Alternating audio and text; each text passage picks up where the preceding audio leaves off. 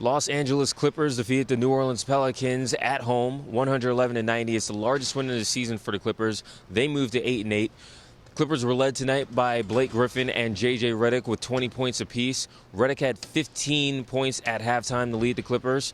Ever since he got here in 2013, if Redick drops at least 15, the Clippers, they're 19-2. Redick said that the energy was a big factor for him. He had way more energy tonight than he did at home Wednesday against Utah on the second night of a back-to-back. Well, I mean, I started 1 for 4.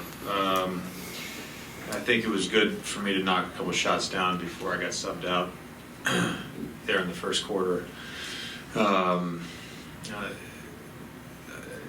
More so than anything we were calling, I played with more energy tonight than I did against Utah, and that was the biggest thing.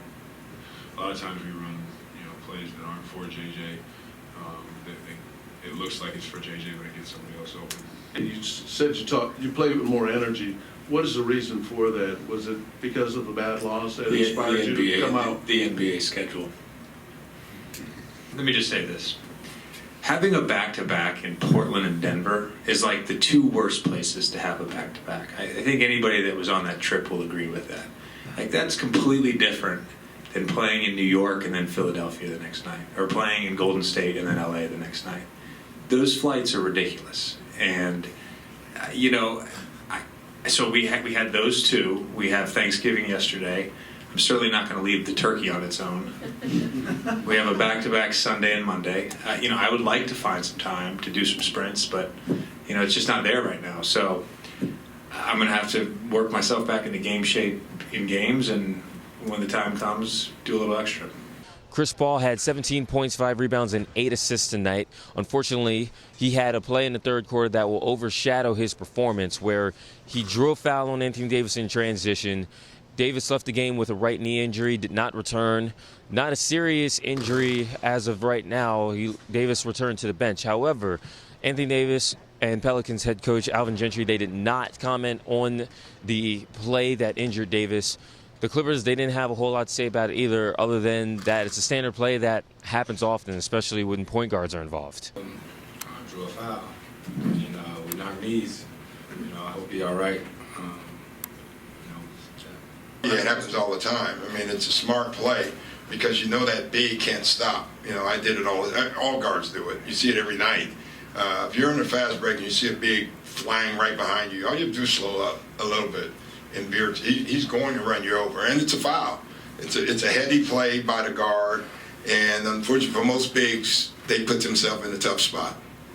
Yeah, I mean, that happens a lot. I mean, CP does a lot, and there's other point guards that do it a lot as well. So, it wasn't anything malicious, but it's just a way to draw a quick foul on the big. I think I'm always conscious of it because I see it all the time. But I've seen other point guards do it. A lot of point guards do it. But you never want to see somebody go down like that. The bench was a big factor for the Clippers tonight. Austin Rivers, former lottery pick of the New Orleans Pelicans, he had 17 points, his best game against his former team. Lance Stevenson plays the most minutes since getting benched 2 weeks ago after the Phoenix Suns game. He had 10 off the bench. And Jamal Crawford, he moves into 100th place on the all-time scorers list. See from Lance tonight.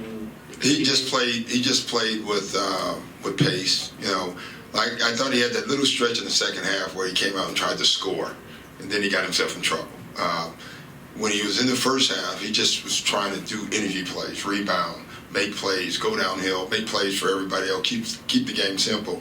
When he does that, I think he is terrific for our team. And overall, I thought he did it most of the game. I think whenever you can reach a milestone in a positive way and it's something positive, I think you'll look back at it. When you finish playing, I think that's pretty cool. But if it doesn't happen without great teammates, great coaches, I think it's a team effort, accomplishing something like that. Number 99 on the all-time scorers list is Timberwolves point guard Andre Miller. Crawford is 14 points behind him. Doc Rivers says that when they meet Sunday, he expects Crawford to pass Andre Miller and move into 99th place on the all-time scorers list.